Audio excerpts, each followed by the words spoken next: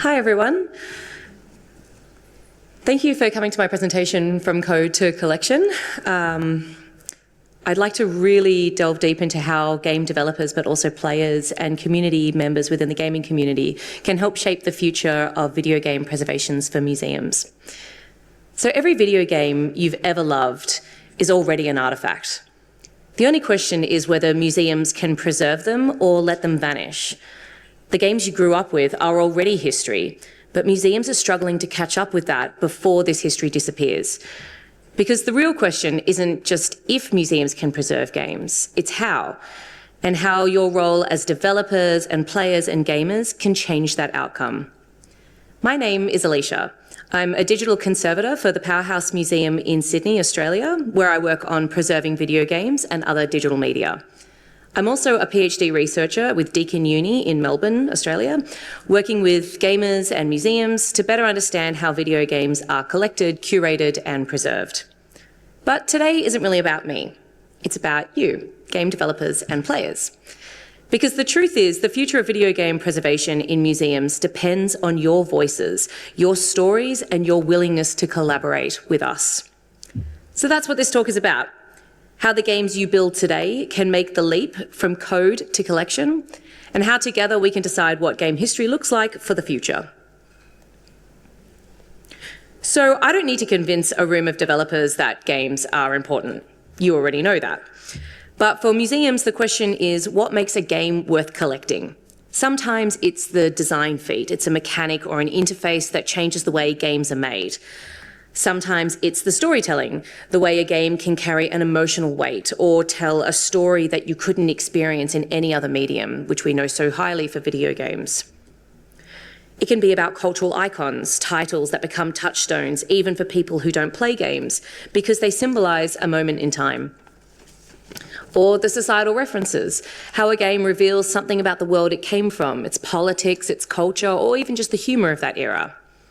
Accessibility is becoming another major focus, games that deliberately break barriers and invite more people in, reshaping who gets to play.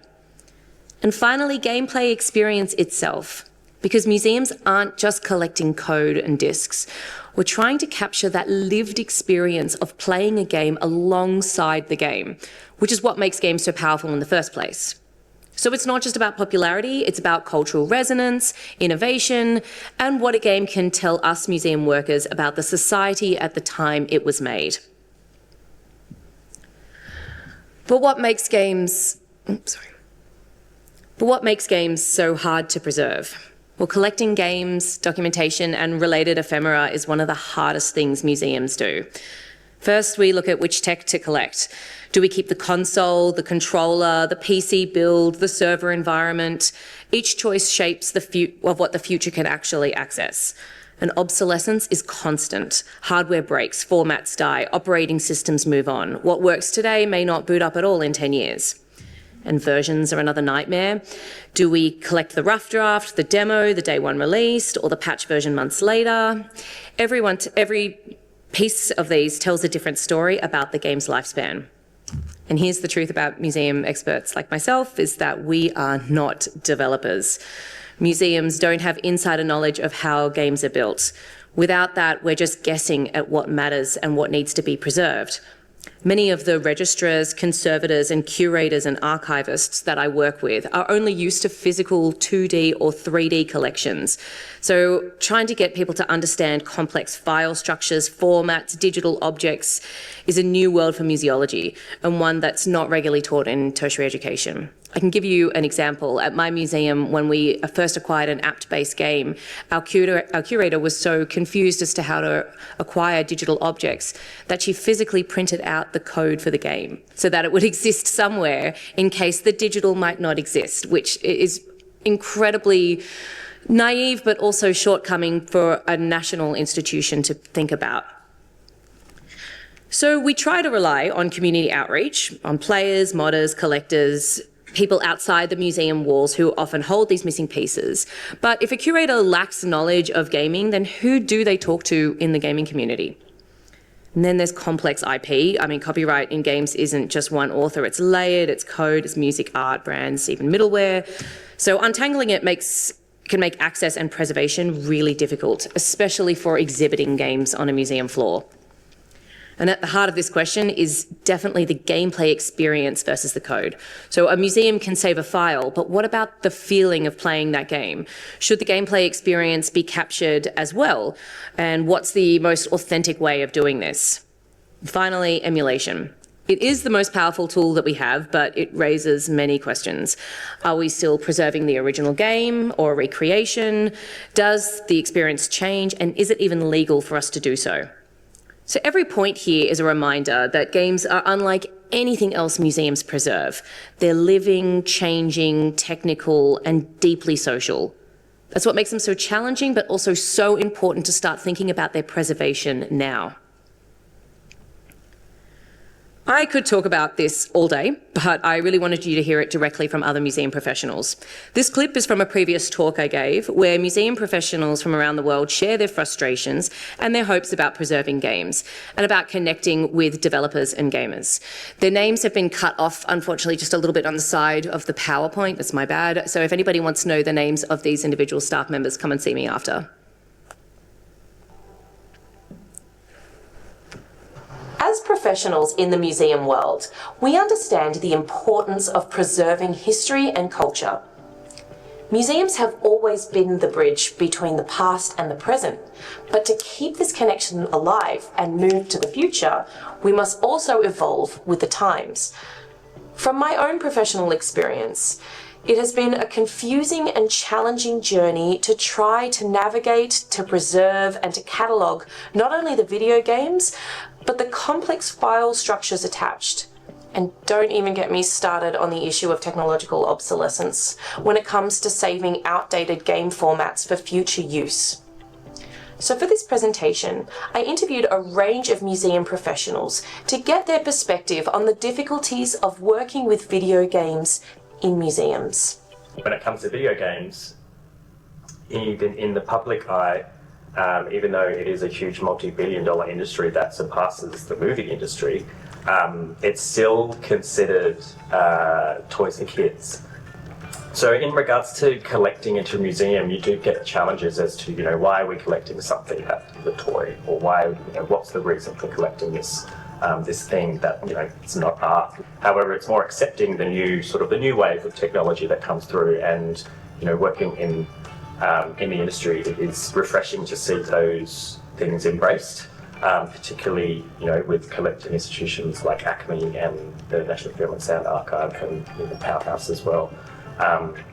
They're all collecting games, and other collecting institutions worldwide are also doing it because they are a huge cultural phenomenon, and it is exciting to be a part of it, because we know by what happened in the 80s and 90s, a lot of games have disappeared because they weren't preserved, and we don't want that happening to the incredible examples we have here. With gamers comes, again, lack of a better word, nerds, and I'm very much one of them. There comes with the technical knowledge and the expertise of how to emulate games and how to capture the information you need in order to emulate it properly. And then the want to do it too, because the reasons why emulation is a thing is because of nerds who wanted access to things that weren't accessible. The gamers that I've had contact with in my role have all been very, very welcoming and very excited to be sort of involved somewhat in a museum sense. I feel like they would be very on board with that, and they are very on board with that. Its detrimental factor of preservation across the board is advocacy. The fact that there is no physical presence of an online game would make it quite difficult for a conservator who specialises in traditional or object conservation to kind of make that physical connection with the object and apply the principles and practices that they know. If they can't connect with it, and if there's no physical object, and if they don't have that background or understanding of it, it's likely that they'll lack a lot of interest in it. And then they don't deem the object worthy enough for preservation that the industry struggles with. Just having that advocacy, that support, people with the know-how to actually want to support the field, build the field, advocate for it. It's really important to collaborate with the gaming community. It shows a lot of proactivity and initiative for a museum to do that, because the gamers, they have the invaluable knowledge of the context of the games, that experience related to using or playing a game. They have a lot of the technical knowledge as well as the social, historical and cultural context of games. A lot of the technical experience that the museum professional may lack. The museum professional has the broader preservation and archival understanding and skills. Collaborating will help bridge that gap and lead to a more successful preservation effort. The gaming community would make an invaluable contribution in a few different ways. Firstly, they would contribute to the curatorial process by helping to identify the significant games and the aspects of gaming culture that warrant preservation in museums. They know best how the games are played, how they should be experienced and represented. Some of them may even have the technical skills to do the programming and emulating, be able to help develop the preservation tools and strategies within the museum. Could also help by capturing content firsthand. As they're creating it or playing it, they'll be able to capture that content a lot faster than the museum professionals could retrospectively. So if you want to capture legacy content, chances are it's already gone, because of how quickly technology changes. So if you're having people that are there, that are the users and creators, collecting it for you, that's just going to be so helpful with your collections future. A lot of these gamers might even have their own personal collections of game-related ephemera, things like gaming magazines, promotional material that would also help supplement those collections. I think player experiences make what the archive or the object is, and that also includes developers' experience too in making. So it just adds another layer of storytelling. So a lot of the objects that we have physically, they do have that story behind it, where it's like someone's gone and it's been a family heirloom, or they have a really personal connection to it. So I think also having that associated to game collection, not only just a physical object of like consoles or physical games, but as well as a digital artifact, having that association really does elevate collecting in this area. It does add that human aspect to it, that because it is a digital object in particular, it doesn't seem human, doesn't seem physical, doesn't seem like you can connect. So having that human experience kind of just personifies that personification. Preconceived notions that people still believe about games are there, but having games in a cultural institution helps to elevate the practice, helps to showcase that games are not only an art form, but they're a very well constructed technological feat of it's just wonderful. So having them in a museum setting just gives them that extra level of validation that often isn't associated in typical conventions like unfortunately like PAX or Comic-Con. It's very much a different crowd. The importance of involving the gamers themselves in these discussions, because many of these things are artifacts of a culture that only comes alive when people play them. There's many examples. One of the games in our collection is called EVE Online, which is a massively multiplayer online role-playing game that we worked with CCP, the Icelandic developer, to get everything we would possibly need to archive the game, the programming source code, all the kind of version control, all the commented code. We have what we call EVE in a box, which is a kind of multiple redundant kind of a container, software and hardware container for the game.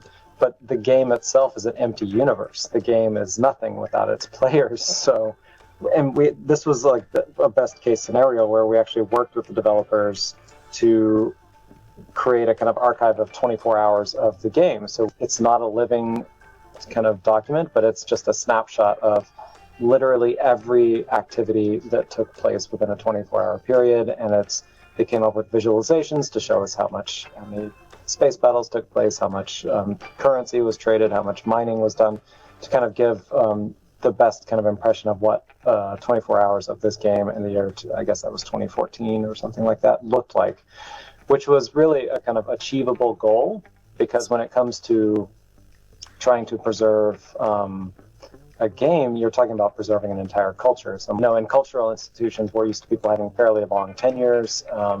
In the tech fields, people churn in and out really quickly. Somebody who's been at a company for 5 years is deemed an old timer. So they're operating on a very different kind of time scale than we are. So all these interesting people I had conversations with 9 years ago, they're all gone. We are now a sector that knows that games matter, along with staff who are keen to collect and advocate for games, but we are still struggling with the complexity of actually preserving them. So given all of these challenges, what are museums actually doing about it? The short answer is a lot of trial and error, because there isn't one neat solution to video game preservation. It's such a patchwork of approaches. One approach is experimenting with which ways to collect, trying to figure out whether we collect hardware, software, source code, some combination, testing new acquisition models as games keep evolving. There's also design research. Should we be treating games as design objects like we would with furniture or fashion or architecture? That means focusing on the mechanics, the interfaces, and the aesthetics, as well as the content. And then another key part is community outreach. Museums know that we don't hold all the answers, so often, particularly in my role, I will contact, I'll use things like Reddit or Discord to talk with gamers, developers, to try to better understand something that I'm working with, why the version that I have, doesn't match the version that's currently available. Would something that I have be interesting to, to an audience that would want to see that, or do they just want a demo version? What is essential to be collected? But particularly, what do members of the gaming community, what do developers want to even see in a museum?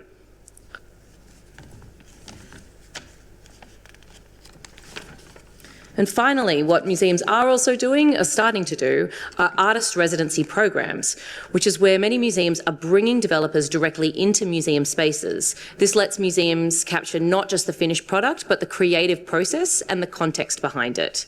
So I'd like to walk you through 3 case studies today, one from the US, one from New Zealand, and one from Australia, that show how these approaches actually play out in practice, and to see whether you think museums should be preserving games and why should you care. So the first case study comes from the US. In 2023, when the studio Volition, the team behind Saints Row and Red Faction, closed its doors, the developers decided to donate their entire archive of games to the Strong Museum of Play in New York. The donation included prototypes, early builds, design notes, concept arts, and even physical props like the infamous Saints Row dubstep gun. What's powerful here is that this was completely developer-led. This wasn't a museum cold calling after the fact. This was a studio who actively chose to entrust its history to the Strong Museum of Play in New York. That shows a level of trust, but also recognition that games deserve a place and can be well protected and safeguarded in cultural institutions. The result then now is one of the most comprehensive modern studio archives in the world. It's not just preserving finished games to exhibit, it's preserving the process and the art of creating the games, the experiments, the false starts, the ideas that never made it in. The second case study is the Trans-Tasman research project called Played Again, which set out to recover and preserve early Australian and New Zealand computer games from the 1980s. In New Zealand, 2 key organisations were involved, Ngatonga Sound and Vision and the New Zealand Film Archive. Together they worked with the project team to track down early locally made games for systems like the Commodore 64, the Apple II and the ZX Spectrum. The challenge was that a lot of these titles were tiny and almost homemade productions. Sometimes only a handful of copies ever existed. So the project turned to the community, collectors, players, and the developers themselves. And the community response was absolutely incredible. We were blown away. People dug out tapes, they shared stories, newspaper clippings, wrote in articles into our blog posts, and helped rebuild a picture of what gaming and game development looked like here in New Zealand in the 1980s.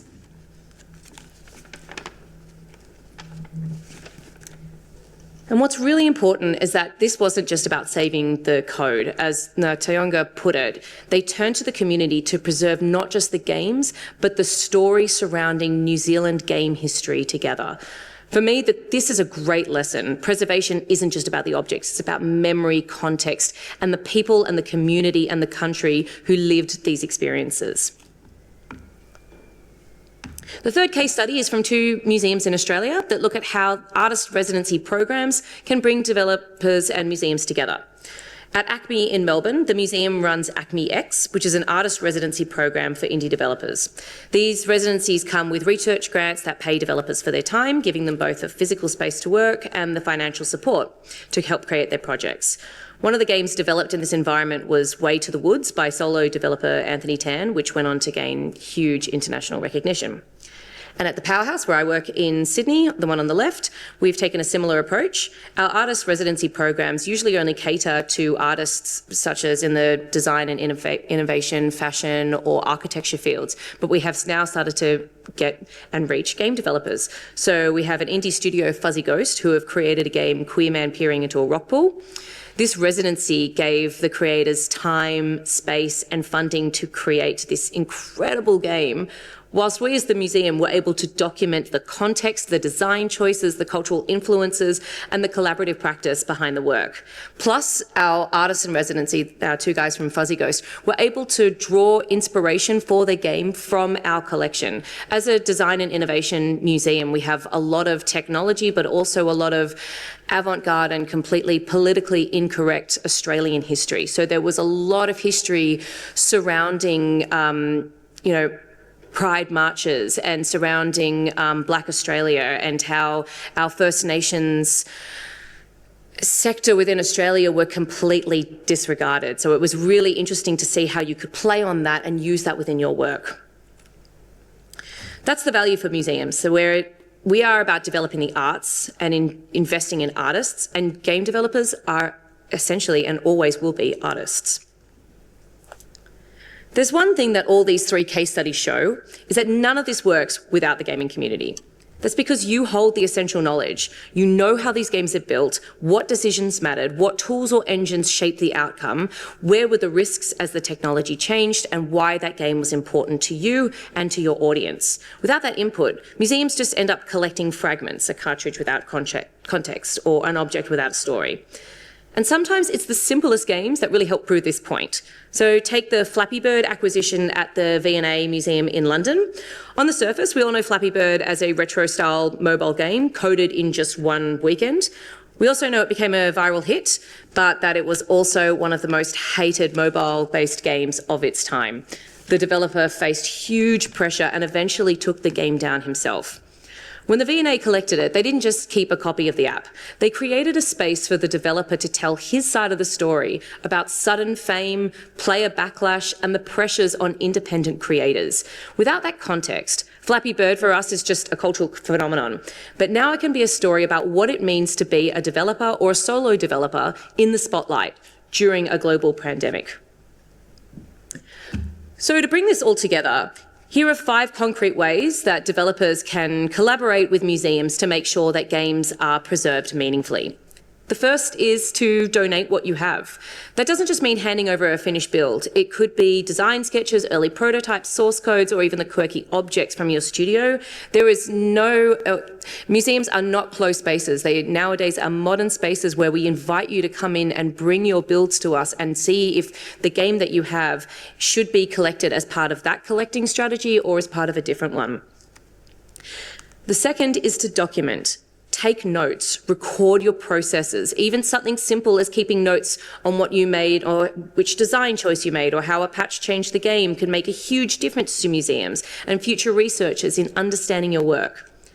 The third is to partner with museums. Think about artist residencies, exhibitions, or collaborative projects. When developers and museums work side by side, we don't just preserve a product, we preserve the practice, the culture, and the stories around it. For example, the Play It Again project is continuing with a focus on PC games from the 90s, and we would love your community input. Please definitely Google Play It Again 90s project if you have experience developing or keeping or playing 90s PC-based games. The fourth is to apply. There are loads of grants, fellowships, and research programs out there designed to support you. For example, the Strong Museum and Play in New York offers amazing financial fellowships for people abroad, international people and students such as myself, who can use their collection to inspire creativity or research. I should know I've applied for one myself, and they are very generous. There's also several funding schemes right here in New Zealand that can back your work. Creative New Zealand's development funds is up to $5,000, and it's great for research training. If you want to think bigger, like developing new work, check out the Creative Fellowship Fund, which could provide up to about $25,000. And if your game project has a clear cultural or societal angle, there's also the Creative Impact Fund, which on average can provide you with about $50,000 to help build your game. Finally, it is to advocate. Bring preservation into the conversation in your networks, in your studios. Go to museums, go to galleries, go to archives, go to libraries, and see how they are preserving your games or your gaming history. Do you agree with their choices? Do you like how you see a game in an exhibition? Do you think it's really tacky or cringy? Do you think that the exhibition could have done more to bring you in? Was there no marketing involved? Would you have liked to have interacted with that game more? Advocate, talk online about these things, and help museums to better understand what we are currently doing wrong when it comes to exhibiting games and how your insights could better help us. So like film and art, games deserve preservation for future generations. That preservation depends on partnerships between museums, developers, players, and the gaming community. So let's shape game history together by making sure that the games we love today don't vanish tomorrow. Thank you.